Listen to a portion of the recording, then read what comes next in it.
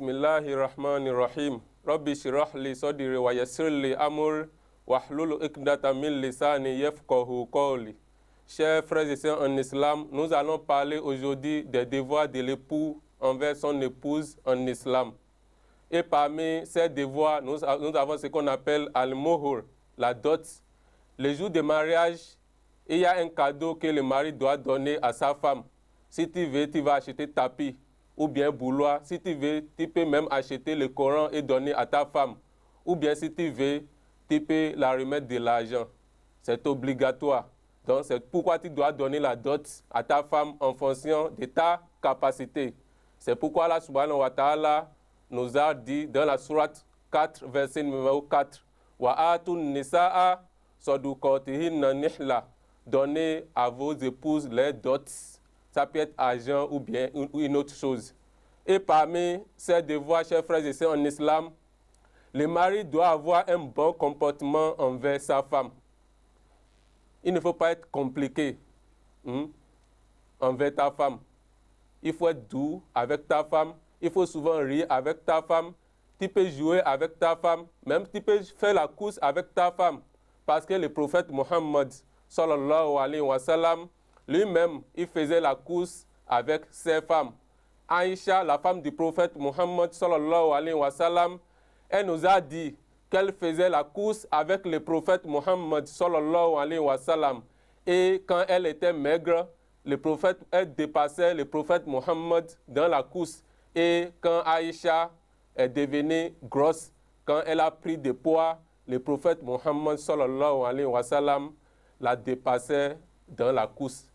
Chers frères et sœurs en islam, il ne faut pas être compliqué envers ta femme. Et parmi ces devoirs, c'est-à-dire ce que le mari doit faire à sa femme, nous avons ce qu'on appelle un nafaka, la dépense. Tu ne dois pas être avare envers ta femme, envers ton épouse. Il faut dépenser pour ton épouse. Et parmi ces dépenses, nous avons ce qu'on appelle, l'homme doit nourrir sa femme. Ce que la femme va manger, c'est toi qui dois acheter ça dans la maison. Il ne faut pas dire à ta femme, amène l'argent, on va acheter manger, on va acheter ci, on va acheter ça. Ce n'est pas le rôle de la femme, c'est ton rôle. Tu n'as pas le droit de demander l'argent à ta femme pour dire on va acheter telle chose dans la maison, non. Si tu es dans un problème, tu es dans une galère, si c'est chaud pour toi, si la femme veut t'aider, elle va t'aider. Mais tu n'as pas le droit d'imposer, de dire à ta femme d'amener l'argent et vous allez acheter manger dans la chambre. Ce n'est pas bon.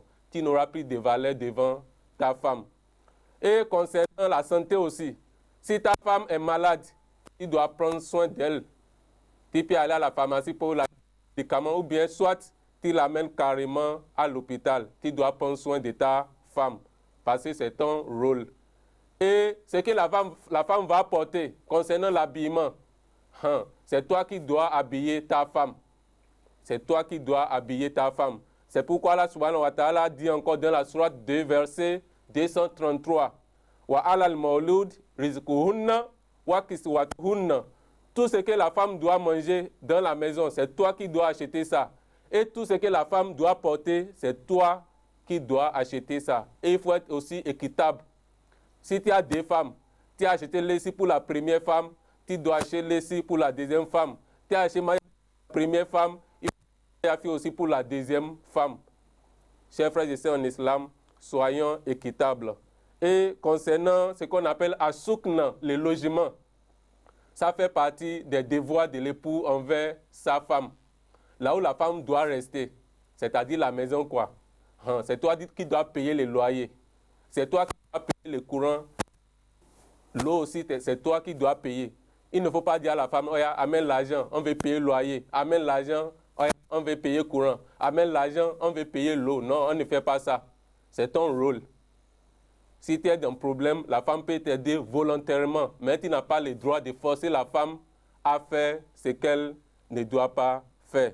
Chers frères et sœurs en islam, et le mari aussi doit discuter avec sa femme et tu dois écouter les bons conseils de ta femme. Si tu as un problème, il faut exposer ton problème à ta femme. Il ne faut pas dire, c'est elle là qui va me donner conseil, je n'ai pas besoin d'elle. On ne fait pas ça. Il faut souvent communiquer avec ta femme. Et si ta femme te donne un bon conseil, il faut mettre ça en application. Et le prophète Mohammed, sallallahu alayhi wa sallam, lui-même, il écoutait les bons conseils de sa femme. Prenons le cas, par exemple, lorsque le prophète Mohammed, il avait signé un pacte avec les Qurayshites où il devait se rendre à la Mecque avec les compagnons. Et le prophète Mohammed, sallallahu alayhi wa sallam, il a dit à ses compagnons de sacrifier la bête et de raser la tête. Il a dit ça la première fois et personne n'a bougé. Et le prophète a dit encore, sacrifiez la bête et rasez votre tête. Personne n'a bougé. Et le prophète Mohammed sallallahu alayhi wa sallam, il les a obligés de raser la tête et de sacrifier la bête. Et aucun des compagnons n'a bougé, personne n'a sacrifié la bête et personne n'a rasé la tête. Et le prophète s'est découragé. Il s'est découragé, il est revenu à la maison en étant triste. Il a dit, donc on ne peut pas aller à la Mecque, on ne peut pas entrer à la Mecque. Et sa femme, qu'Allah subhanahu wa ta'ala l'a gré, Salman, est parti les voir pour dire, mon mari, tu as quoi? Pourquoi tu es triste? Et le prophète Mohammed sallallahu alayhi wa sallam lui a dit, j'ai demandé à mes gens de sacrifier la bête et de raser les têtes. Personne ne m'a obéi. Personne n'a bougé. Et sa femme lui a dit, je vais te donner un conseil. Si je te donne le conseil, si tu peux suivre mon conseil, tu vas réussir ce que tu veux faire. Et sa femme lui a dit aussi, toi aussi, il faut sortir. Si tu sors, ne dis rien à personne. Il faut sacrifier la bête, l'animal, et toi aussi, il faut raser ta tête. Et c'est comme ça le prophète Mohammed sallallahu alayhi wa sallam, et sa femme, qu'est-ce qu'il a fait? Il a sacrifié la bête et il a rasé sa tête. Et quand le prophète est sorti, les compagnons ont regardé le prophète Mohammed sallallahu alayhi wa sallam, ils ont constaté que le prophète a rasé sa tête en même temps. Et tous, ils ont commencé à raser les têtes, rapidement même, jusqu'au point où certains d'entre eux ont voulu se blesser. Chers frères et sœurs en islam, le prophète a écouté le bon conseil de sa femme et il a réussi ce qu'il voulait faire. Donc, tu dois écouter les bons conseils de ta femme. Et parmi les devoirs de l'époux envers son épouse, il ne faut pas nuire ta femme. Il ne faut pas maudire ta femme. Il ne faut pas insulter ta femme. Il ne faut pas frapper ta femme et il ne faut pas gifler ta femme sur le visage. Et parmi ces devoirs encore, tu peux aider ta femme dans les travaux ménagers. Tu peux l'aider à balayer, tu peux l'aider à faire la vaisselle, tu peux même l'aider à puiser de l'eau si vous n'êtes pas dans le sanitaire, etc., etc., etc. Là, ça va porter l'amour. Surtout si la femme est enceinte, il faut l'aider. Si la femme est malade, ou bien si la femme est débordée, tu peux aussi l'aider, forcer l'amour, elle va t'aimer plus. Et parmi les devoirs de l'époux envers son épouse, c'est-à-dire, l'époux doit bien faire l'amour avec sa femme. Bon, si ta femme t'invite pour le lit, tu dois de refuser, c'est son droit. C'est son droit. Si tu n'as pas donné à manger à ta femme, elle peut prendre l'argent pour aller acheter dehors. Bon, elle va dire, j'ai mon argent, ce n'est pas un problème. Mais la femme t'a demandé l'amour, tu refuses.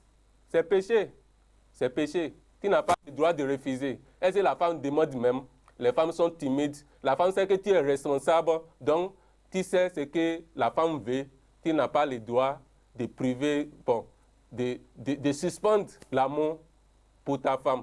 Chers frères et sœurs en islam, nous devons savoir ce que nous sommes en train de faire. Et parmi les droits de l'époux envers son épouse, tu n'as pas le droit de divulguer, de publier les secrets de votre vie sexuelle aux gens.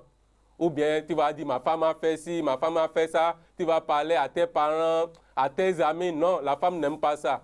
Tout ce qui se passe dans votre foyer, on dit tout ce qui est privé reste toujours privé. Tu n'as pas le droit de raconter votre secret, le secret de votre vie sexuelle aux gens de quartier, aux membres de ta famille ou bien de sa famille également. Tu n'as pas le droit. Si tu fais ça, la femme ne va plus t'aimer.